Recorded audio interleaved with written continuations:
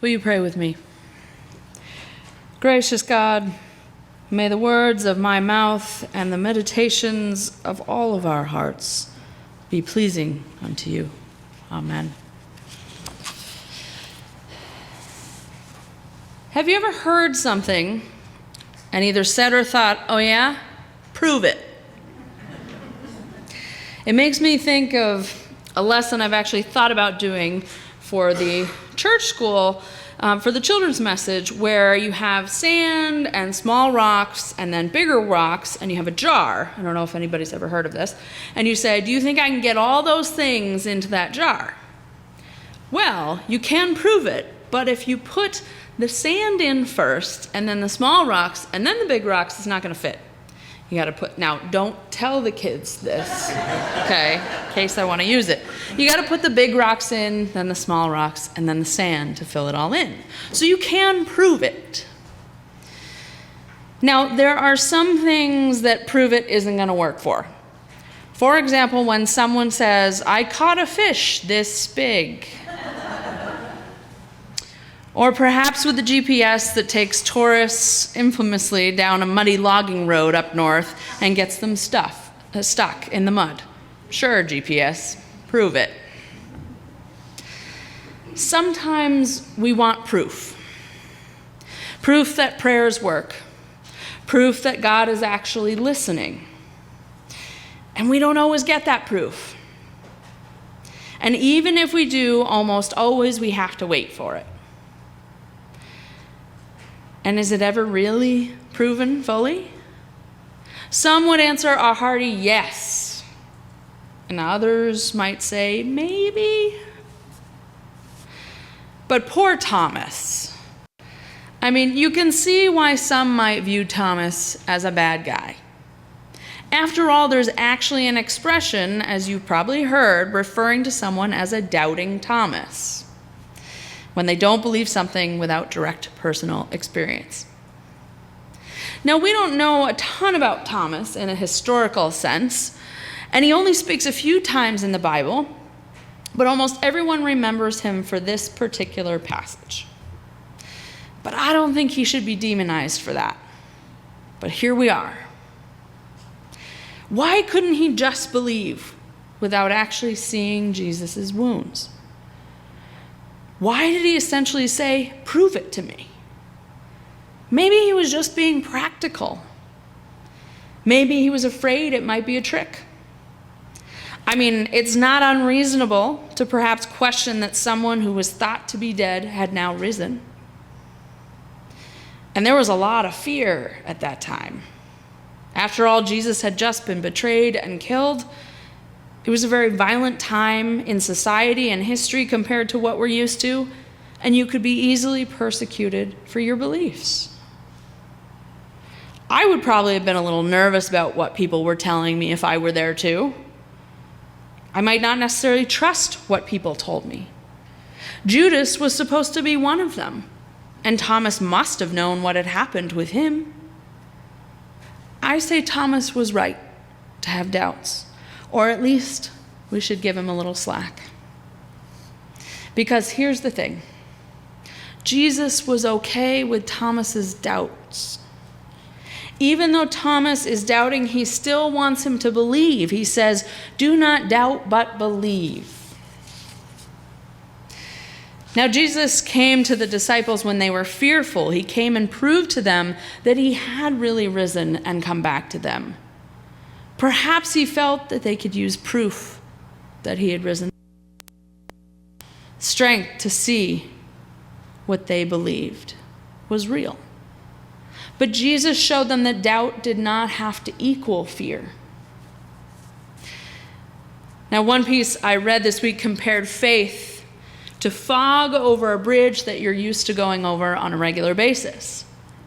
You can be afraid of it because you can't see it. The bridge is still there. Or you can have faith that that bridge is indeed there. While you can't see it, it's there like it's always been.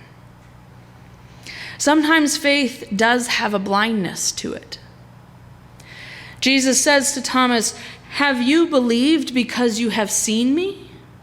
Blessed are those who have not seen and yet have come to believe. And I'm sure we all have things that we trust blindly, things that we do not have to see to believe. But perhaps we don't always feel that way with God.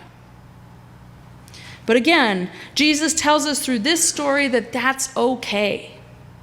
He still wants Thomas to believe, even if he has to prove it to him.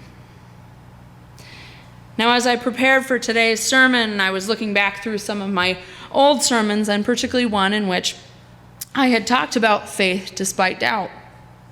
It was back in 2016 when my home church was still in the search for a new minister, and I think at that point we were almost 2 years in, very discouraged. And I talked all about the doubt and frustration we had as a search committee and as a congregation, but that I was certain that if we had faith, there would be a reason in the end that we had waited so long. And there was. Several months after, we found out what turned out to be a perfect fit for us for the next 5 years. We had to wait a long time to prove that it was worth the wait, though. Sometimes doubt can hold us back, but there are also times when doubt can motivate us, can make us want to believe even more. I know when someone doubts me or doubts that I can do something, I just want to prove them wrong. I want them to believe in me.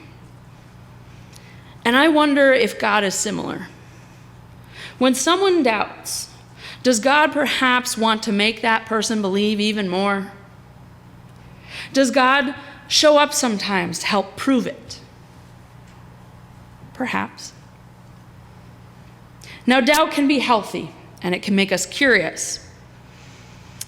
And I've always loved the way Todd starts most services, saying that all are welcome, including believers, questioners, and questioning believers.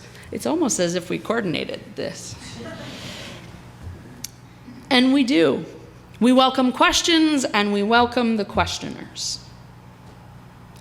And I'd be willing to guess that the freedom to question what we believe and to not necessarily take everything at face value is one of the many reasons you have chosen a church in the UCC.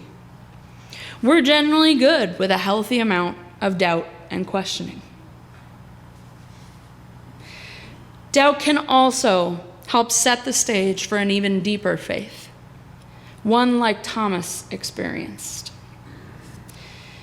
When his doubt was proven wrong, his faith only deepened. It wasn't injured by the fact that he had some doubt.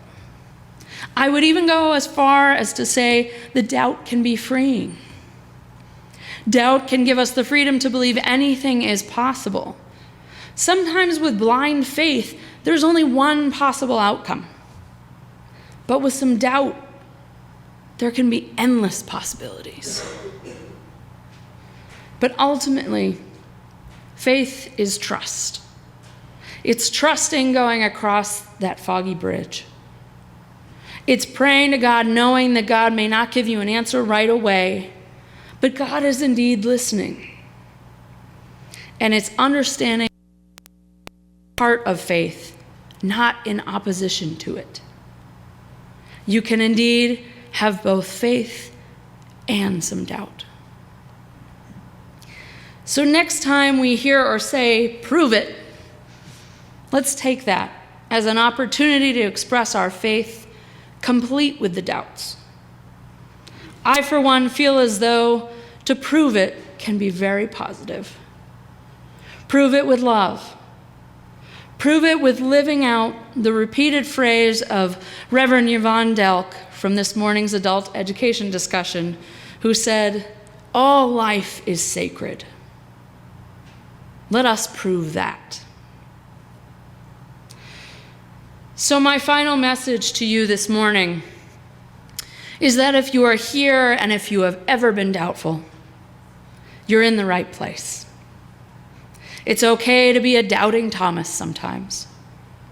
Our faith is full of doubts, and we shouldn't be afraid of those doubts.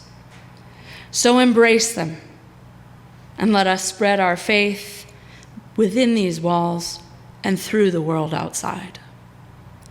Amen.